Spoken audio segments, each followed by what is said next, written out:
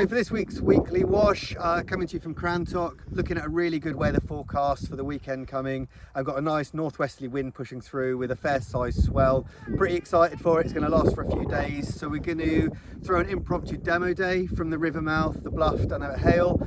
So welcome to come on down, get involved. It's foil focused. All the brands we do will have the latest gear which you can come down and try. Be there Monday afternoon from 1 o'clock through till about 7 o'clock, and then we're going to go for beers at Gilbert's afterwards. So a social, a session, a demo, possibly a downwind run as well. So give us a shout, join the Wild West Riders, which is linked on our Instagram page. We'll put a link in the description if you want to get involved in that. Some other news from here. Had a bit of a little minor incident myself, so I'm off the water for a couple of weeks. So no better time to give me a shout if you want to chat foils, anything like that. Got new gear coming in all the time. Para wings aren't far off. Armstrong gear, a lot of people itching to get hold of it. There's been some big delays, but it's not far off. It's trickling in, so give it a shout if you want to put your name on that in advance. But this week, key thing I wanted to go through is introduce a local person down here, someone I spend a lot of time with, which is Mike. Hey Chris, Hey Mike, thanks for coming in.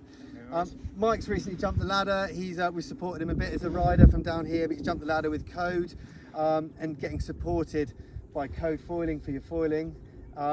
Sick to have you involved, Mike. Yeah, awesome to be involved with Code a bit more. Riding their foils for a while, but to be made a team rider now is really cool, really excited. Access to new toys as it's coming out, right? Yeah, I think they've got some really exciting stuff coming, so access to that is obviously a great thing as well.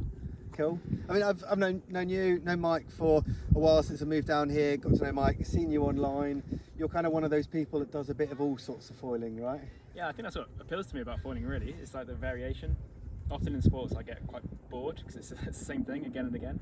Foiling, like got winging, para winging, foil drive, downwinding, like everything. I love just getting involved and trying it all really.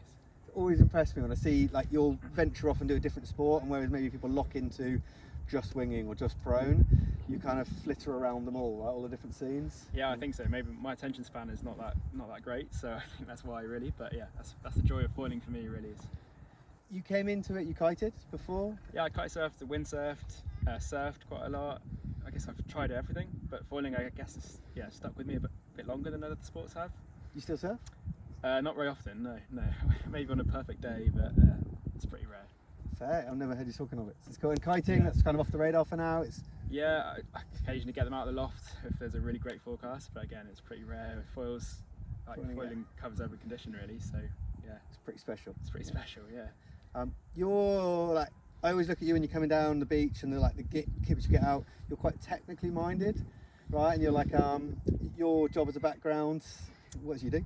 Yeah, I build and look after big renewable energy projects, so specifically like solar farms, wind farms and battery storage sites. So I guess that's why foil drive appeals to me. I like lithium, I like batteries, I like the techie side of foiling, so I like getting involved in that and making little projects around it and tinkering with foils really. You built your own? When foiling first kind of came out? Yeah, so we first started during lockdown and we were desperate to learn to pump. Back then there was no foil drive, there's no assist or anything, so we started off pulling each other with a rope down in Newquay Harbour. And it worked, but it was hard work and you needed a couple of big guys, so we had Zoltan and Tom on the rope and it worked, but it was hard work. So then I thought we'd try and make an electric winch. So at the time I had a cheap Chinese electric bike, so I 3D printed a drum which we put onto the side of the bike, and you could rev it up and you could almost get people going. And quite a few times when me and Tom were testing it, we'd go down to the rocks at low tide at Crantock and we'd have to carry the bike down the rocks and test it, and then the rope would get caught in the cogs and it was an absolute nightmare, but the concept worked. So then we made it into like a little wooden box and took all the spokes off, took all the cogs away, and then it worked amazingly. And actually that's kind of how we like to pump, I'd say, was this homemade winch. So yeah, it's great fun, and things like that I think are just so much fun in foiling. There's so much you can do. It must have really helped with the upskilling, because I remember looking at you guys over here when I was based over in Poole, and you guys had such a good pump, and most of the scene in the UK was wing focused, and there was this little pocket of prone guys over here, and your pump game was so strong. And then when I found out what little foils you were running at the time, would you put a lot of the kind of training down? Yeah, honestly, I think I would. And it's just like that tinkering and playing with stuff. I think that was really helped us to progress in those early days. And back then the kit, it was alright, but it was still the early days of pumpable foils, I'd say.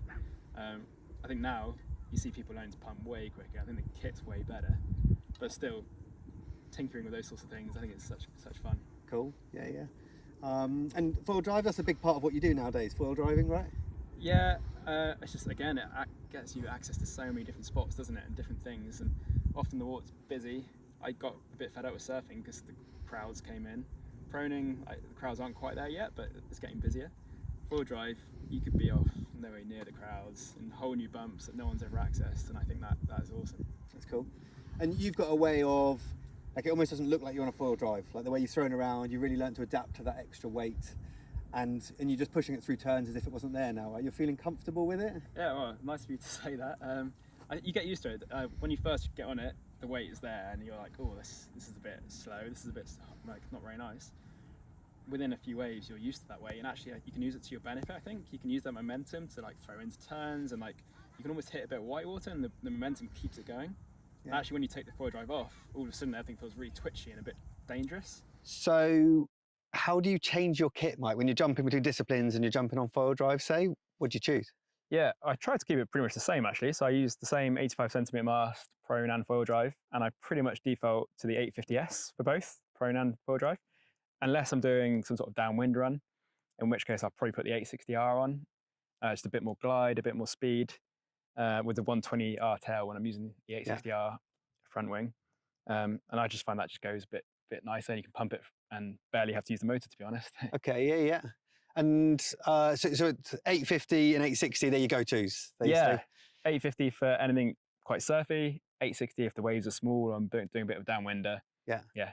And tail, you said it was the 120, which you go for? The 120R tail I use on the 860R front wing, and I use the 150 stabilizer with the 850S. Yes, you go. But you got more in the range. Like when do you then mix it up to the others? To the other foils. Yeah, like the bigger birds.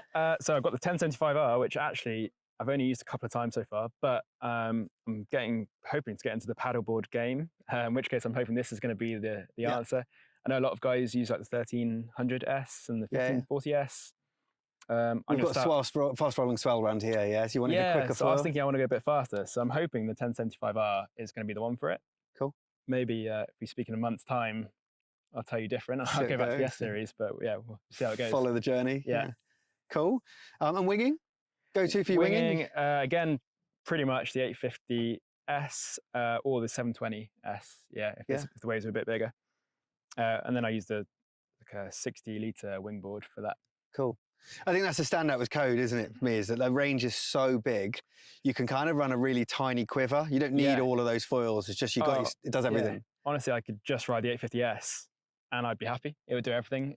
It's only because I love Code that I'm getting more foils and trying different foils for different things. Yeah, but if you wanted to, 850S could do it all. Cool. You're multidisciplined. I'm working on the Kona 4 Classic. Details are coming together at the moment. This year, we've got wing and prone again, which you did really well at last year in both of those disciplines. This year, hoping to have downwind and foil assist. You going to go for them all? Multi-talented? What are you feeling? That's a good question. Do you focus on one and try and do well in one, or do you try and do it all? I don't know. I'd be tempted to go for all of them and see how it goes, but it could be hard work doing 4 different disciplines. But most confident in which one? What do you think? That's another interesting question. I think at the moment, foil assist. Yeah, I'd be quite excited for that. I find competing for waves in a prone division is a bit nerve-wracking. I don't like the pressure. But foil drive, I feel like you've got a bit more time to get into the flow and get into the waves. So cool. I feel like I could relax more into the foil assist section. All right. I'm ticking the boxes now. It's a tricky one with insurance, but it looks like it's going to happen. So that'd be cool. See you in it. That'd be really cool. Yeah, it'd be cool to see how a foil assist competition runs and bounce off you. Yeah. Cool. Thanks, Mike, for coming on. Good to catch up. Thanks for having me. Spend a lot of time down here. Mike's, follow him on Instagram. You'll see he's always out on the water, always putting out great content. But you can tell, nice guy as well. So I'm sure anyone reaches out, wants any advice, you're happy to give it on Code stuff. Yeah, of course. Yeah, very happy to help. And if you come to Crantock, give me a shout and have a session. Thanks a lot. And just last thing, reminder, so this Monday, Hale Rivermouth, going to be doing a demo down there, all the brands we do, all the latest kit from about 1 o'clock through till 7. Come get involved, super chilled, roll into Gilbert's afterwards for a beer. So, whatever your level, come on down. And if you want some updates, give us a shout or join that Wild West Riders group, which is linked in the description.